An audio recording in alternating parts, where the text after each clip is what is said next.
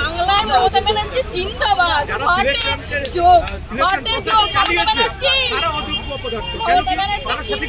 বেঁচে থাকুন এইভাবে আমাদেরকে শেষ করার জন্য। হাততালি আপনাদের জন্য, হাততালি।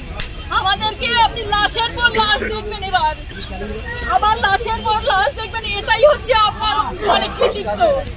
পুরো বাঙালিকে আমাদের নতুন প্রজন্ম আমাদেরকে পুরো শেষ করে দেওয়া হলো। এবার আপনি খুশি তো? জিতে গেছে তো আপনাদের বাম আমলের প্রতিশোধ নিতে। আপনারা যে খুলে আম দুর্নীতি করেছেন, কি ভেবেছিলেন বাপের উপর বাপ হয় না? দেখে নিলেন তো এবার বাপের উপর বাপ হয়। আপনাদের অন্যায়ের জন্য আজকে আমাদেরকে বলির পাঠা হতে হলো, বলির পাঠা। কোথায় যাবো আমরা? অবশ্যই মমতা ব্যানার্জির ক্যাডারদের জন্য। তারা যদি টাকা না নিয়ে সামনে দিকে কি করে আসতো এই প্রশ্নটা এত বছর? 2012 সালেও 2012 সালের এসএসসিতেও দুর্নীতি হয়েছে, সেটা চাপা পড়ে গেছে। তারপরে এটা খুলে আমি জানি কোথায় কোথায় টাকা নেওয়া হয়েছে, কারা চাকরি পেয়েছে টাকা দিয়ে। কেন এগুলো কোথায়? যারা সরকার তারা যদি দুর্নীতির সাথে যুক্ত থাকে, আমাদের দোষ কোনটা? আমাদের যে আমরা অন্যায় করি,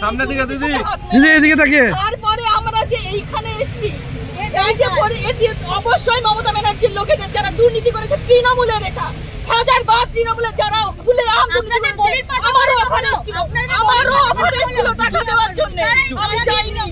তৃণমূলের লোকেরা নাম বলে দিতে পারি, আমি নাম বলবো না এখন।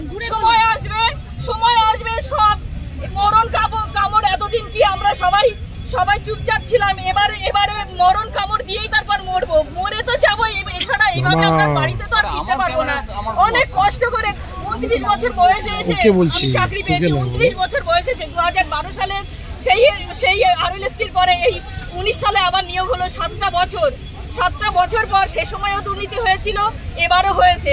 এত বছর পরে 29 বছর জীবনের শেষ সময় এসে আর আমরা কি দাঁড়াতে পারি? সারা বছর কি সারা জীবন কি মানুষ পড়াশোনা করতে পারে? এখন বলছে রি-এক্সামের কথা। আপনারাই বলুন তো, পারবেন তো মাধ্যমিক পরীক্ষা দিতে? পারবে তো? ওরা যারা কথা বলছে তারা মাধ্যমিক পরীক্ষা আবার বসতে রিঅ্যাপিয়ার করতে পারবে তো? বেতন ফেরত দেওয়ার কথা বলা হয়েছে। আমি জানি না কিসের কথা বলা হয়েছে। পরিষ্কার বলেছি এটা বসে নেবো। আরে বেতন ফেরত যারা দুর্নীতি করেছে, আমরা তো দুর্নীতি করিনি, আর বেতন ফেরতের প্রশ্নই ওঠে না। আমরা যা সার্ভিস দিয়েছি আমাদের স্কুলে, আমাদের স্টুডেন্টদের কাছ থেকে খবর নিন। খাতাও দেখেছেন, মাধ্যমিক উচ্চ মাধ্যমিকের খাতাও তো আপনারা দেখেন। আমার এখনো আনফরচুনেটলি বলুন, ফরচুনেটলি বলুন, আমার কাছে এখনো আসেনি খাতা, আমি এখনো পাইনি। বাট অনেকেই পেয়েছে, আমার সহকর্মী যারা ছিলেন তারা পেয়েছেন। এখন আমরা কি করব? আপনাদের কি মনে হয় আপনাদের এই যে এই জাজমেন্টটা হলো, আমাদের দোষটা কোথায় বলুন তো? এই যে এতদিন আমরা শুনছি যে নিরপরাধীর শাস্তি না হোক, আমাদের কোন দোষে শাস্তি দেওয়া হলো?